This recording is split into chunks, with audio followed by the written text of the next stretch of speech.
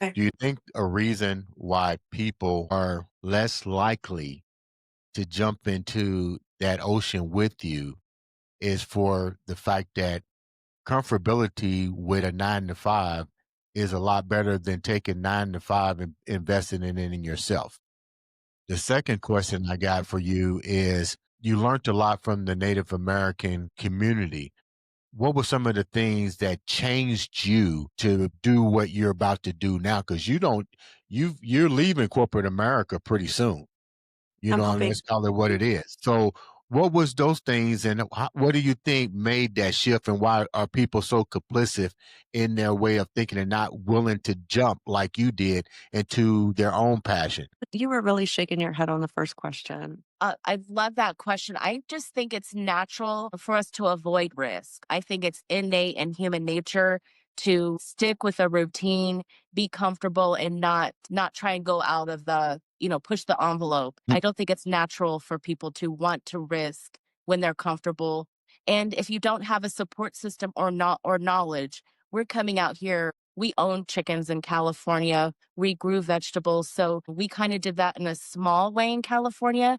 So we don't feel as much risk because we've exposed ourselves to it a little bit. But if someone has never grown anything, and we're in central Wyoming where water is an issue and those type of things. So it's not as easy to grow in Wyoming as it was in California. But I think ultimately I don't believe it's in our nature to risk anything. We want to stay comfortable. And I would say for me, although um, being educated, going to school, reaching executive levels, like a lot of times your daily grind, you're so accustomed to that income that you are like, you live to your income for the most part. If you're under a certain wage, like you get an increase, you all of a sudden your expenses increase, right? Like people have not set up themselves a buffer for them to be able to decrease and go and venture out. That has always been one of my challenges is that, you know, when you're living in a society where it's go, go, go, push, what do you have? An apartment is $3,500 a month. Your bills are a certain thing. Like you're really just living for your home. And so coming back here is really that like I spend more money on food than I do my house now a month. Like, so you have to realize that some of that is really a mental adjustment and adjusting how you want to live. I can tell you that I'm more satisfied here in my little 1932 home than I was in California in a kind of modern apartment. It breeds so much more satisfaction being able to wake up and be like, man, I can breathe today.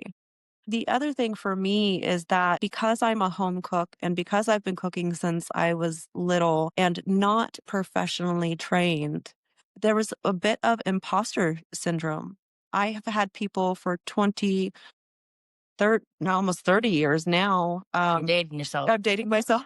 I would say since my MySpace days, but have told me like your food is beautiful, like your quality is beautiful. I've been posting food since at least 2009, the very, very beginning of Facebook. And I have had people that I've never even met that have been with me on this journey for 18 years who Wow. said, Angela, get out there and do it. Like I have one person I've never met 11 years ago challenged me to apply for the Food Network. I got on the Food Network. Well, I didn't, the episode was not aired, but I got all the way up. I did all of the stuff and then life happened. And so now I'm so grateful for the fact that I have the support that I didn't have back in that time for if I was to get those opportunities again, yeah. that I would be able to say, hey, like my sissy's got it. Like she's going to help me figure it out. And I think so between imposter syndrome and the lack of support is why it's taken me so long to get to this point.